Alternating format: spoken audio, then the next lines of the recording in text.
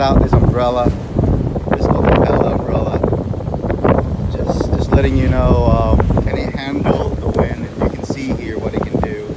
It's extremely windy, but it can still handle it without a problem.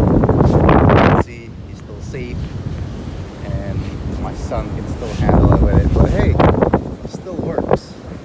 So like I said, you know, this is the max feet on it. Alright, this is the extreme wind test. You guys can see.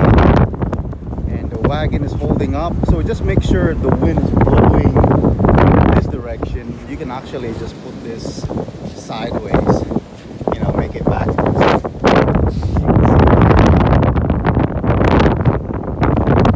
Yeah, so you can handle an extreme condition.